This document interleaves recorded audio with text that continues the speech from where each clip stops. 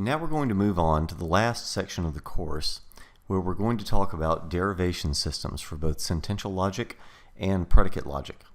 And so this is the derivation system for sentential logic, SD, that we're covering in Chapter 5. So what's essentially happening with SD is that we translate an argument into symbols. So we have a lot of different premises, a lot of different claims in symbolic form. And the question is, what conclusions follow from those premises? Now that we know, an array of different claims, what can we actually show with those claims, and what can we combine in logical form? And this essentially tells us, well, what do our premises entail? What is logically entailed by the set of premises that I'm working with? And what you basically do in a derivation is very simple, is that you begin with your premises and you step forward toward a desired conclusion by using a fixed set of derivation rules. And so each individual line of the derivation is going to depend upon one of these rules. So you take a single step based upon conformance with a particular rule. So, for example, if I know P and Q, well, obviously I know P. I also know Q because I know P and Q. And so one of the rules is going to help us to declare that if I know P and Q, then I also know P. I also know Q. So from the beginning, the absolute simplest rule is if I know P, then I know P. So this is called reiteration. And more formally, you begin with P and you may reiterate and state P again. It seems obvious, it may seem trivial, but it is useful, I promise, in some of the derivations, and we'll see that from time to time. Now, conjunction elimination is what I mentioned in the example. So if I know P and Q, then I know P. That's what you see on the left side there. And I also know Q. That's what you see on the right side. Now, you'll notice that in the title here, conjunction elimination has the ampersand E. So ampersand obviously for the operator, and E for elimination. We'll use I for introduction when we're introducing an operator, and E for elimination when we're getting rid of one. And so if I begin with P and Q, that's one of my previous statements that I'm going to be working from, then I declare P, and then as a justification, that's what it's called, as a justification, out to the right of P in the new line, I would put that symbol, the ampersand E, so that I know what rule I used to move from one to the other.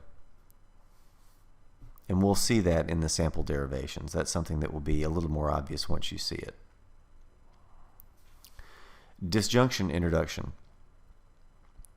So if I know P, then obviously I know P or Q. So if I know that it's raining today, then I can say, well, either it's raining today or, I have the winning lottery ticket. I mean, it doesn't matter what the other thing is, because I already know that one of the disjuncts is true. And so that's something that we can do via disjunction introduction.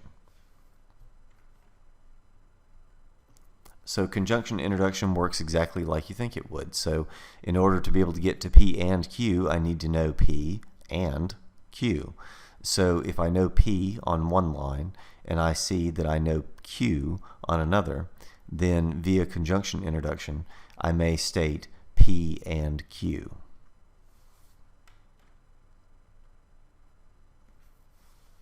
Okay, conditional elimination. So all of these, and once you can kind of get beyond the terms, I hope you'll see that the individual rules are not all that terribly complicated. So if you have P, and you also know if P then Q, then you can state Q. So if I know P, then Q. I know P, therefore Q. It's a very simple sort of structure. But that's what allows us to eliminate the conditional and get to what's on the other side of the conditional. So let's say I wanted to prove that Q was the case. I wanted to arrive at that conclusion. Well, then I would want to find some way of showing that P was the case, because then I could make use of if P then Q so that I could then assert Q. So biconditional elimination is likewise very straightforward. So if I know P is equivalent to Q, so P if and only if Q, and I know P, then I can also claim Q. And the reverse is true as well. If I know Q, then I can claim P. And that's done via biconditional elimination. Okay, so let's put this into a derivation and spend a little bit of time talking through what the structure is and what this looks like. So this is the way that these problems are going to look. You will see a certain set of premises, and that may be given like a set in mathematics where you have the curly braces and each premise is offset by a comma. Or you may see them listed like this, where they're on separate lines, 1, 2, 3. So those are my premises. And you need to number the lines, because you'll see that the line numbers are actually used in the justification column, which is the column to the right under the word assumption. In the justification column, every time we use one of our rules that we just talked about, it's going to also cite a line number to say where that's coming from. And oftentimes you'll need 2 line numbers, because some of the rules require 2 things to feed into them. So with the horseshoe elimination, the material conditional elimination, we need 2 of them. So and likewise with the equivalence, material biconditional elimination. So starting from the top, so you can see the first premise, not A, if and only if B and not C. And then I also know B and D. And then I know D or C implies not A. And that might seem, at first, okay, there are a bunch of symbols there. Some of this is a little bit complicated. But if you consider what it is that you really know, then you'll find that certain strategies suggest themselves, because I'm trying to get to not C. And so that's the first thing that you want to look at is, okay, where is not C? Is that anywhere stated in the premises? And indeed it is. It's on the right half of the biconditional in premise 1. And we have B and not C there. Well, in other words, if I can show somehow not A, then I can go across that biconditional and get both B and not C, and not C is the one that I need. So maybe as a sub-goal, maybe as a intermediate goal, I might want to get to not A. Okay, so that's where I need to go. I need to get to not A. Well, how am I going to get to not A? Well, if I look in the third premise, then I can see that on the other side of that material conditional, I have not A. And to be able to get to not A in that material conditional, I need to have either D or C. So if I have D or C, then I'm going to be able to get to not A in premise 3, and then I can take not A in premise 1 and get to not C, which is ultimately what I want to derive. And of course, conveniently with premise 2, I have B and D. In other words, I have D. So already, just kind of thinking through how this is going to work, I need to get D from premise 2. I'll put that into premise 3 in the D or C. Then I can cross the material conditional and get not A. I then take not A and put it into premise 1, and I get B and not C. And there you go. You break apart the conjunction and you have not C, and you've succeeded. And that's exactly what we do in the derivation. So what's the first thing that we should do? Well, we have B and D. So let's take that apart and get D, because D is the one thing that we're going to use. So we can drop the ampersand by using conjunction elimination with premise 2. And that's what you see there is, okay, in the justification it says 2 ampersand E. So that means I'm using line 2 and conjunction elimination. That's the rule. And conjunction elimination in line 2 is going to allow me to conclude either B or D. And in this case I want D, so that's what you see in line 4. So line 4 asserts D, and it does so justified by conjunction elimination with line 2. Now, line 5, so D. I have D, but D is not what I need to feed into premise 3. I have to have exactly what's stated in premise 3. So I have to have D or C. Well, if I already know D, I know D or C. And we saw that with disjunction introduction. So that's indeed what I do there using line 4, which is what I just concluded.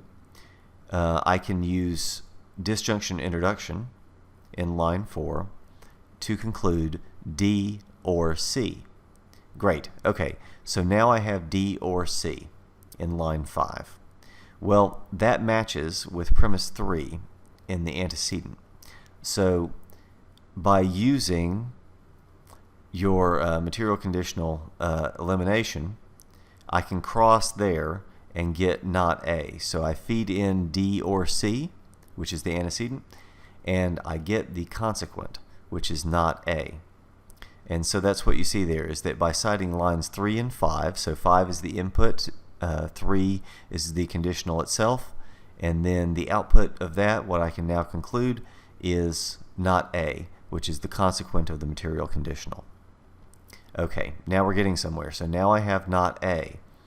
So by using the biconditional elimination, I know that not A is going to give me what's on the other side of the if and only if in premise 1. And that is B and not C. So I'm trading not A for B and not C.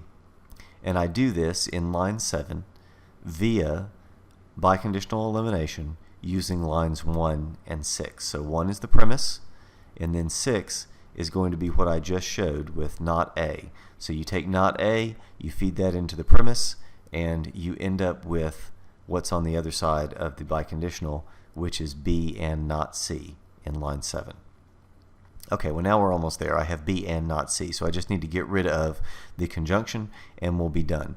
And that's all we do. We say, okay, line 7, conjunction elimination. That allows me to get not C from the expression B and not C. And line 8, therefore, I'm concluding not C, which was what I wanted to derive. And we're done. So lots of detail, maybe a little bit tedious, but that gets us step by step from the premises to the conclusion. And there are a couple of important things to remember as you're going through this. And these are basically, I'm enjoining you not to take shortcuts, because oftentimes when we're thinking through these things, it's very easy for us to say, okay, well, I know B and D, so obviously I know D because that's what I just said. I know B and D. So I'm going to take that D and immediately, feed that into premise 3. Well, you can't do that because what you know logically is B and D. To be able to get to D, you have to use conjunction elimination. And so there are some extra steps that normally we just kind of think over and gloss over. The step from 4 to 5 in disjunction introduction is very much like this. If I know D, well then obviously I know D or C because I know D. And in English, we wouldn't do this because it's understood that what you really want is D. If I already know D, then I've already satisfied the disjunction. In other words, the disjunction of D or C is going to be true because I already know D. And so that disjunction doesn't really add anything. It doesn't change the truth value, and indeed that's the case. But logically, in terms of the form D is different from D or C. So that's just, you have to be explicit about absolutely everything. And this is exactly the same sort of thing that people foot stomp in introductory programming classes. Because one of the easiest mistakes to make when you're, more or less talking to a computer, when you're trying to teach a computer how to do something, is not being explicit enough. And when we're talking to people, we make a lot of assumptions about what it is that they know, their contextual information, and all of the freight that they bring to the table in terms of what it is that they assume and what it is that they expect that they're likely to hear. And so oftentimes when we say something, that utterance is understood in the context of what it is that we expect to hear. And so what we expect to hear then includes a lot of other assumptions that go unstated. Well, in a formal logical context, they have to be explicitly spelled out. And that's ultimately what's happening here, is that everything is being explicitly spelled out. And as I mentioned, with computer science, this is very useful because it puts us in the mindset of the frame of mind of making everything absolutely explicit, and down to the individual logical operations, making things very explicit is exactly the sort of way that we program a computer, that we interface with a computer. Okay, now moving on. Subderivation rules. So a subderivation is a bit more, it's something a little different than what we just did. A subderivation is where we make an additional assumption, and then we derive something, and then we discharge that assumption, which means that we discontinue reliance on the assumption. You might think, okay, well, why in the world would you want to assume something randomly and then prove something using your newly introduced assumption? How are you going to discharge that assumption? Well, let's take a look at an example of a subderivation, because as it turns out, when we're dealing with the material conditional, this is something that comes up all the time. So you can see here our two premises. We have if A then G, and then if G then H. And we want to prove if A then H. Well, to be able to do that, I have to be able to cobble together that expression, if A then H. And there's no straightforward way of doing that with the individual pieces that I have given to me in the premises, because the premises don't tell me that I know anything. There are no claims of knowledge being made about A, G, or H, the truth value of any of those. So we really don't know any of those via those two premises. So how in the world are we going to prove something additional? Well, it's because the additional thing that we're proving is also hypothetical. In other words, it's also of the form if A then B. In this case, if A then H. So what we see with the extra little t-frame there in lines 3 through 5 is a subderivation. And what we're doing, we're assuming A. And by assuming A in line 3, and this is via the material conditional introduction. So I'm assuming A in line 3. Well, once I've assumed A, then I can cross from antecedent to consequent in premise 1. And so I know A, if A, then G. So within my subderivation on line 4, because I know A, that's my new assumption, I can then assert G. And I can do this via lines 1 and 3. 1 is the premise, and then 3 is that first subderivation assumption. And I can do this via conditional elimination. So now that I have G, if G then H is my second premise. So I can then cross there and get the consequent H. Now, and this is via the same rule. So lines 2 and 4, conditional elimination. So you see what I have in that subderivation is that I assumed A, and I ended up showing H. Well, think about that for a second. If I assume A, then I know H. I mean, that's nothing more than the material conditional. If A, then H. So that's what I've shown in my subderivation. And so I can discharge that assumption. I can discharge the assumption of A by saying that my subderivation, in combination with the premises, has shown me if A, then H. And so that's what I get to assert on line 6 via conditional introduction.